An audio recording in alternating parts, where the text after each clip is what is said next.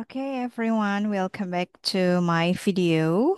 So, here we are already in the fourth meeting of reflective practice. Because from the second, third, um, we already talk more about preparation in reflective practice. Yeah. So in this occasion, in this the fourth meeting, I will talk more about reflective practice. What we gonna do as a teacher to reflect our teaching and learning process. Okay, so I have a new materials here to share with you. Entitled the material entitled reflective practice in language teaching in Indonesia. Yeah.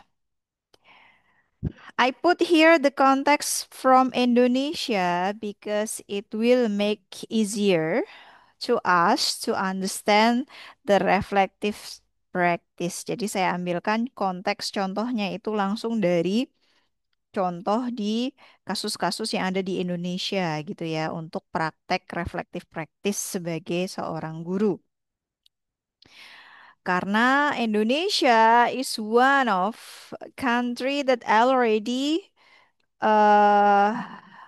nationally the government doing the reflective practice. Jadi pemerintah kita itu sudah mencanangkan gitu ya adanya reflective practice. Oke, jadi apa saja kita lihat di sini ya. Kita lihat dulu learning goals-nya ya everyone. The first one, how reflective practice is promoted through continuing professional development, CPD.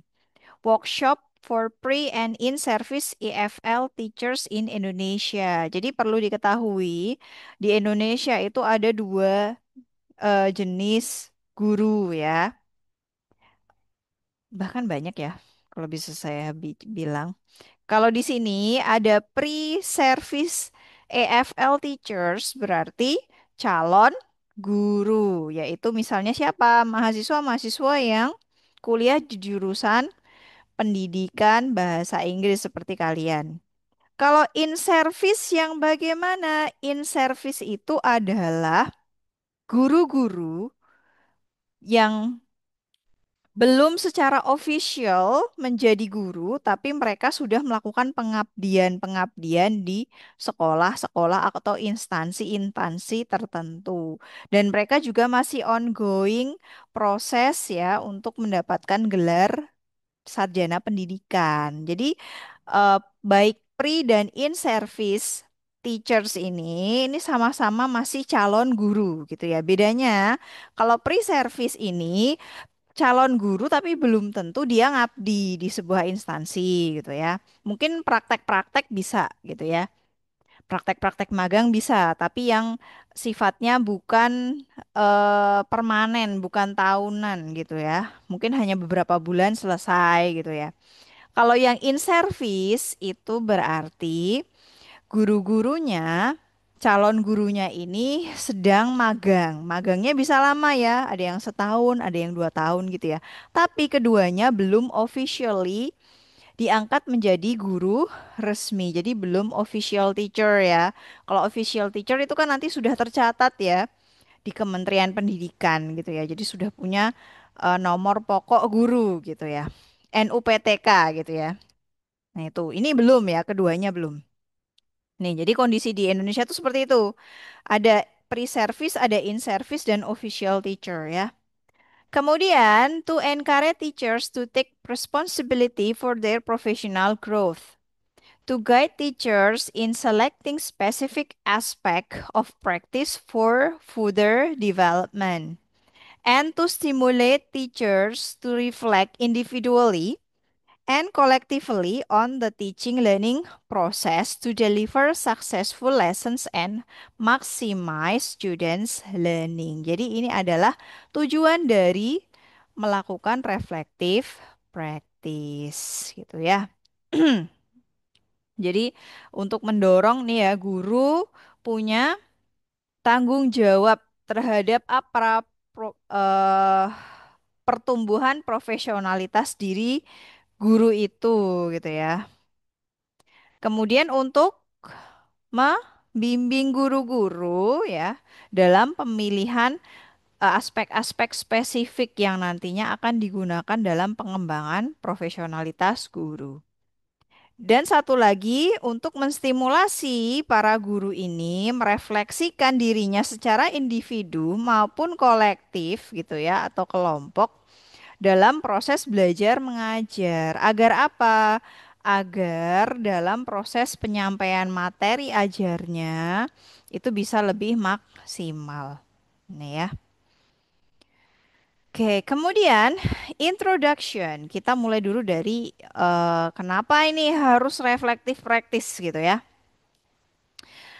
The first one, in pursuit of high quality teacher education program and continuing professional development activities, reflective practice has received wider attention because teaching experience itself doesn't guarantee improved practices. Nah, ini ya. Jadi kenapa perlu melakukan reflective practice gitu ya dan pemerintah Indonesia juga sudah secara gencar gitu ya mencanangkan program-program reflective practice ini karena apa? Pemerintah Indonesia kita ini juga mengharapkan adanya high quality teacher education program gitu ya. Jadi guru-gurunya di Indonesia itu diharapkan juga menjadi guru-guru yang memiliki kualitas yang tinggi gitu ya. Kalau gurunya berkualitas, tentu saja nanti ketika mencetak generasi-generasi penerus bangsa itu juga akan menghasilkan generasi-generasi yang cerdas gitu ya, harapannya ke sana ya. Sehingga perlu adanya ini ya, continuing professional development. Makanya tidak boleh berhenti ya, guru itu harus terus belajar. Long life gitu, learning ya. Nih, jadi harus terus belajar, terus merefleksikan diri, gitu ya, mengembangkan dirinya.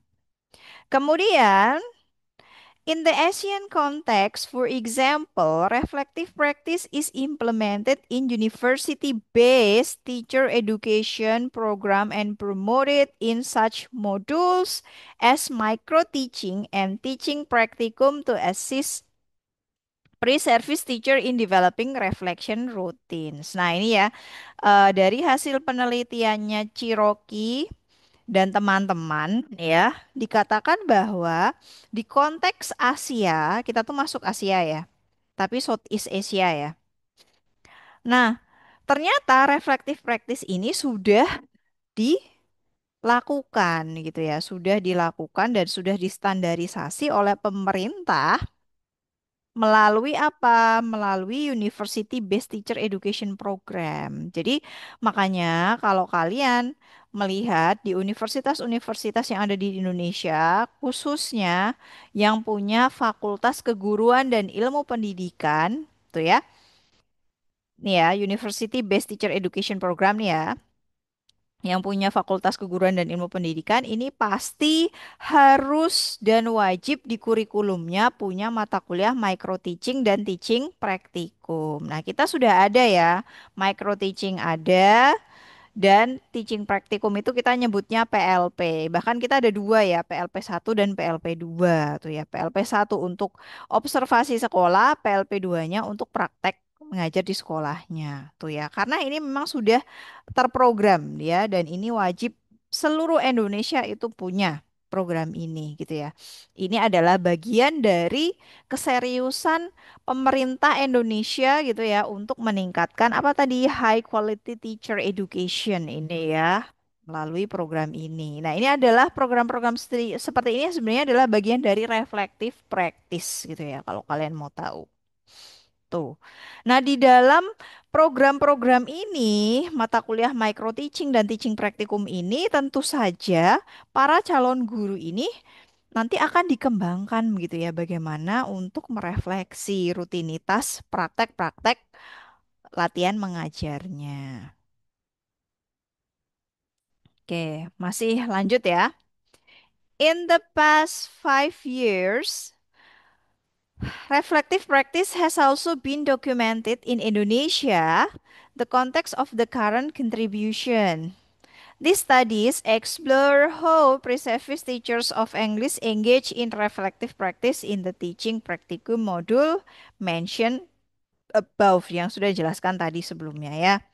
Jadi sebenarnya kalau di kasusnya di Indonesia itu sudah menurut penelitiannya mereka ya, ini sudah 5 tahun. Kayaknya sih udah lebih ya kalau kalau dihitung dari tahun sekarang ya 2025. Udah lebih dari 5 tahun ya.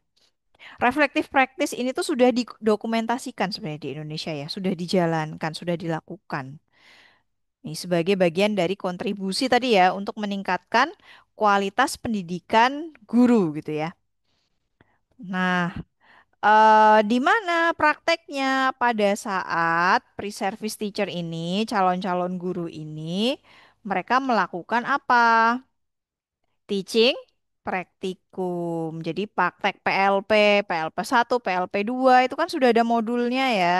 Dan di modul itu kan kalian bikin laporan-laporan, laporan mingguan, laporan harian. Itu adalah sebenarnya bagian dari apa? Dari reflective practice yang sudah kalian praktekkan gitu ya. Jadi secara tidak langsung kalian sebenarnya sudah praktek gitu ya. Kalau ditanya kalian sudah melakukan reflective practice sudah gitu ya di PLP 1 dan PLP 2. Kemudian, for example, Widodo and Ferdiansyah 2018 investigated how English students teachers reflect on their practicum experience through video-based journaling. Jadi, apakah melakukan reflective practice itu hanya melalui tulisan saja? Ternyata bisa dengan cara yang lain. Bisa melalui video based journaling gitu ya. Atau bisa menyampaikan secara langsung melalui video yang direkam gitu ya. Atau misalnya writing a reflective journal gitu ya after watching film footage. Ini juga bisa. And photo voicing ternyata reflective practice juga bisa dilakukan melalui foto voice gitu ya. Documenting a moment of teaching by digital photography. Itu kalau pakai foto voice ya. Nanti kita bahas lebih mendalam di sesi-sesi berikutnya ya. By engaging in sustained reflection aided by these techniques, the students teachers could connect their theoretical knowledge to classroom events. Additionally, they were required to provide rationale for what occurred in the classroom, thereby combining theory, research, and practice. Nah, ini jadi disampaikan bahwa dengan praktek pengajar gitu ya, PLP 1, PLP 2 gitu ya, ada micro teaching, itu diharapkan para calon guru tadi bisa merefleksikan dirinya. Bagaimana proses-proses mereka harus melakukan observasi sekolah? Kenapa harus mengobservasi sekolah gitu ya? Kenapa harus mengumpulkan data-data itu? Itu adalah bagian dari reflective practice gitu ya. Yang tadi kemarin itu sudah kita bahas. Kenapa harus ada teachers knowledge gitu ya? Kenapa harus ada PPD gitu ya, professional development gitu ya. Nah, itu adalah bagian dari ya. Tuh. Kemudian catatan-catatan pada saat mengajar itu juga perlu didokumentasikan agar apa?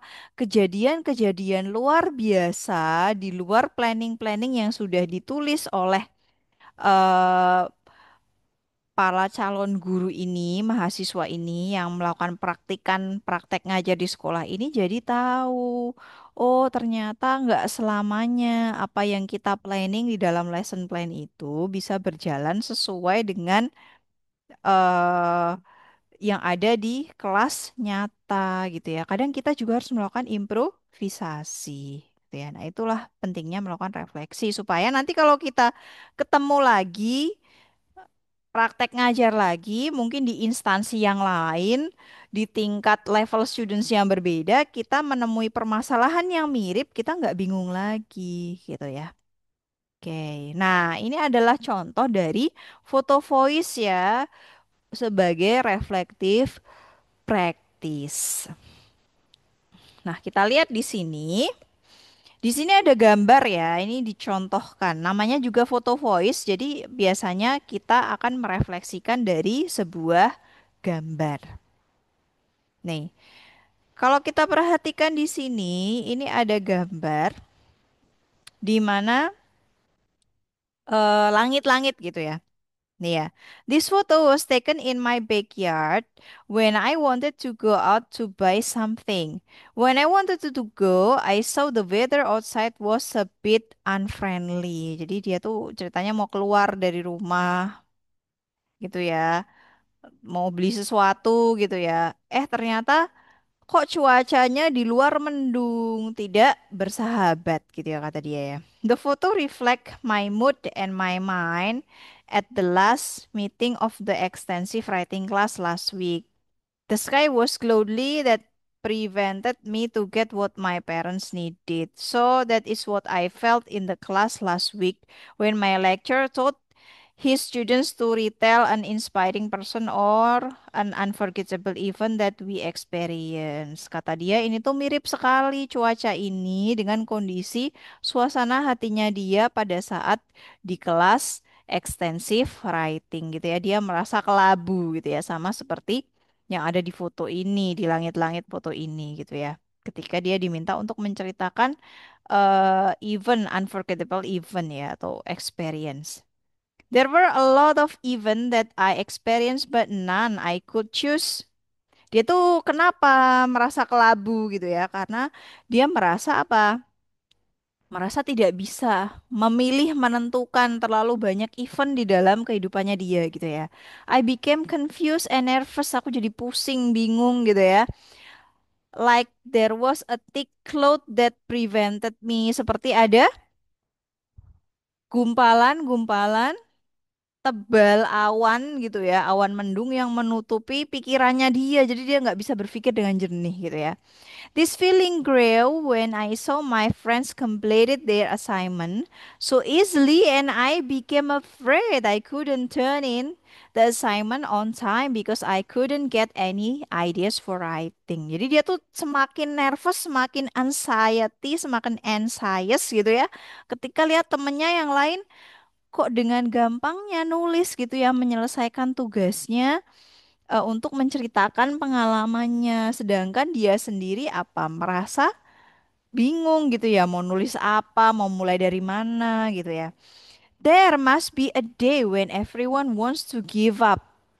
Indeed, sometimes there is time when we feel that everything feels wrong, even though I kept thinking, asking, and looking, but the answer could never be found.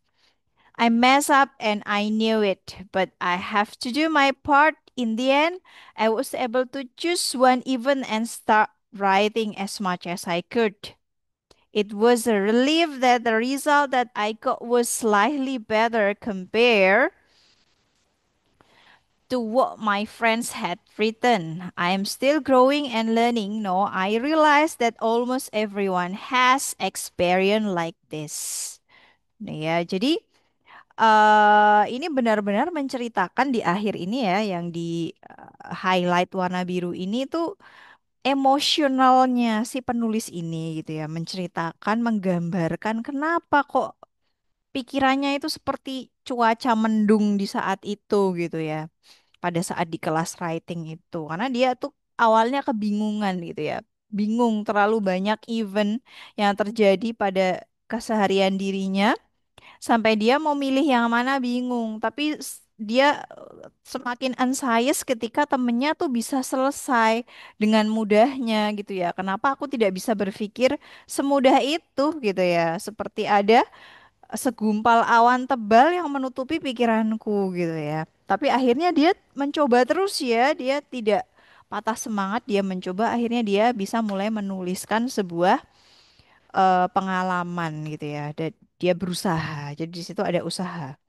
Nah, ini adalah contoh dari foto voice ya, teman-teman, sebagai bagian dari refleksi.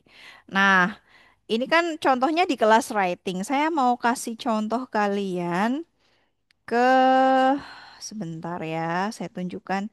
Karena untuk reflective practice ini menggunakan foto voice itu kakak kelas kalian ada yang sudah pernah baru saja selesai ya untuk skripsinya. Jadi saya punya datanya ya untuk jadikan contoh. Nanti saya mau kalian juga praktek ya.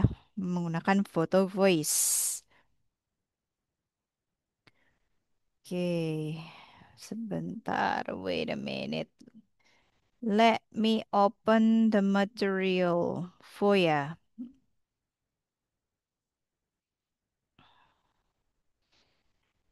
Oke, kita lihat dulu. Hmm, nanti saya kasih contoh ya. Ini pasti sangat relate dengan eh kegiatan PLP kalian ya, karena ini pas sekali reflektif praktisnya di data-datanya ngambil dari pada saat praktek PLP 2 ya. Oke, kita langsung ke sini saja.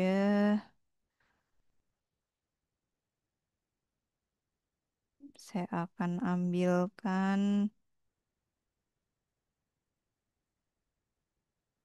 Oke, masih loading ya.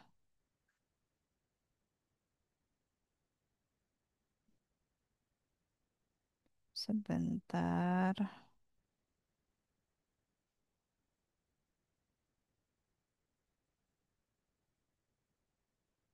Nah,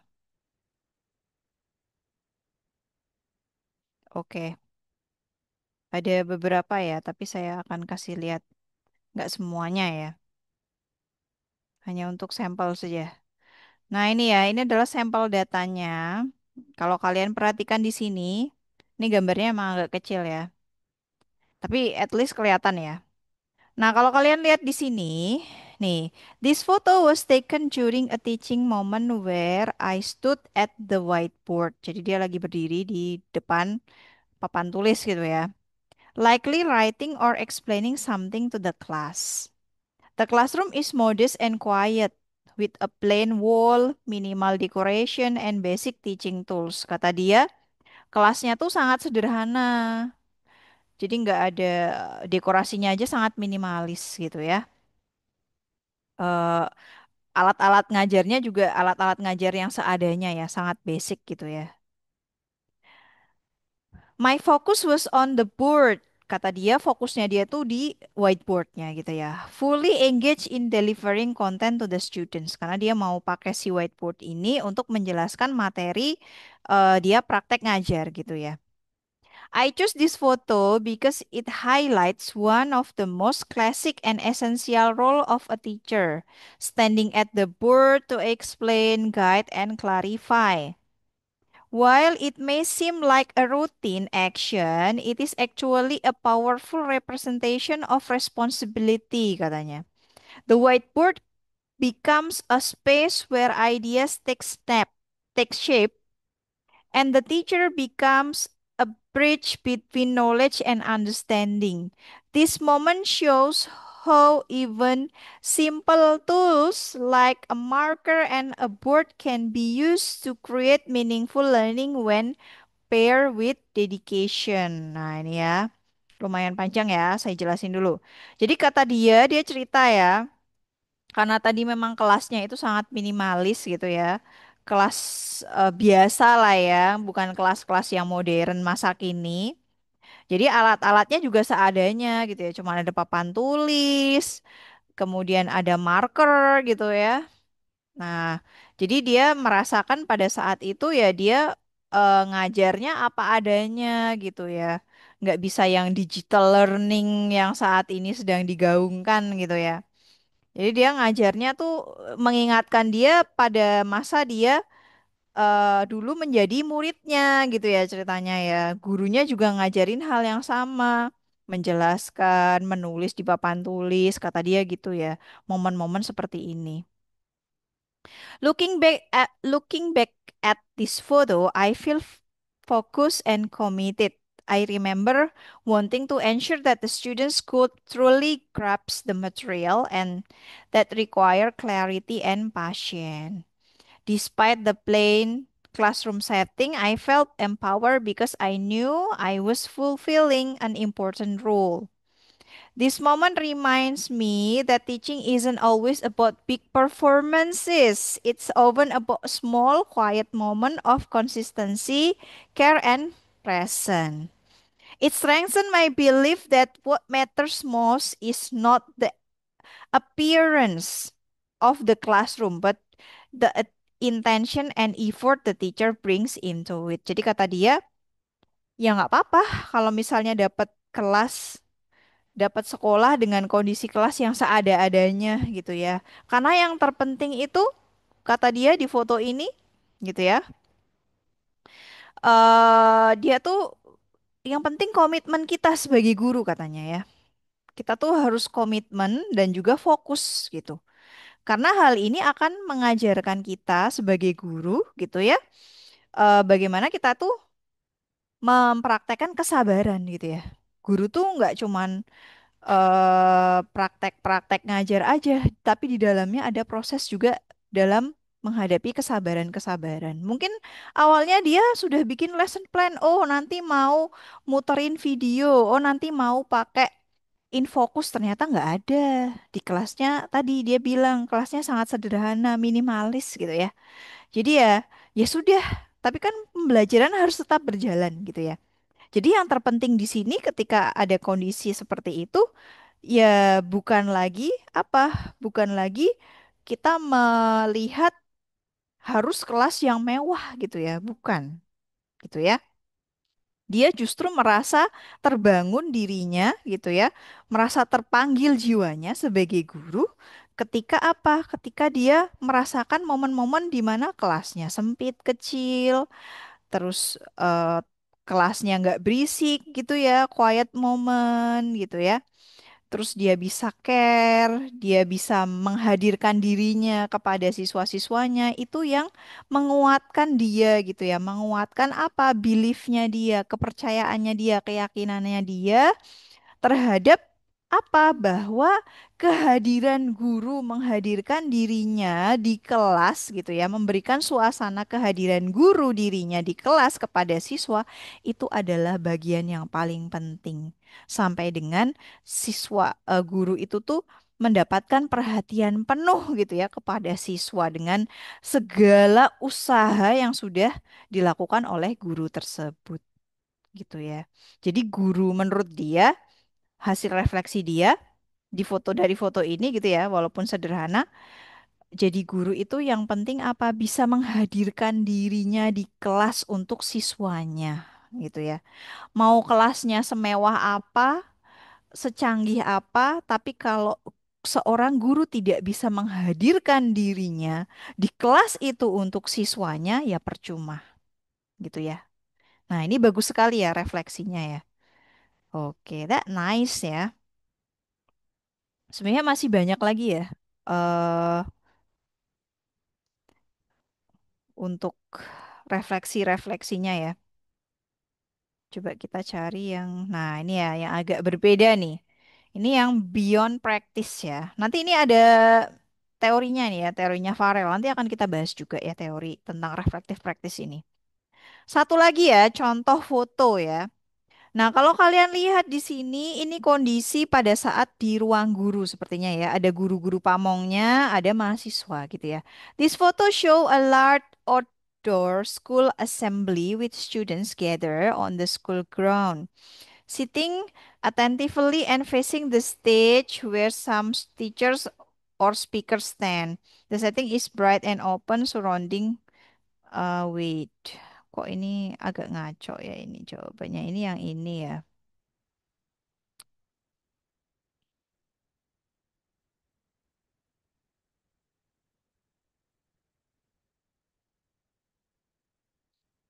Oke, nah jadi kurang lebih seperti itu ya teman-teman. Nanti, oke,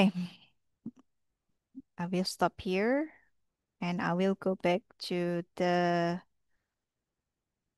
materials here from the PPT.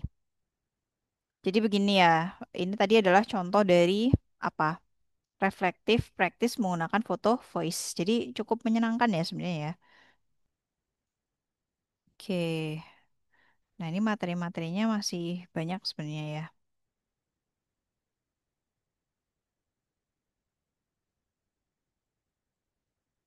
Tapi mungkin sampai sini dulu ya.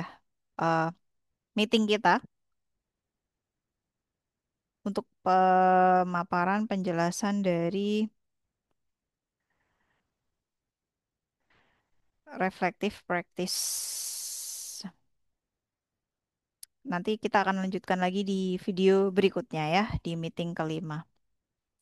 That's all everyone. See you on my next video. Bye.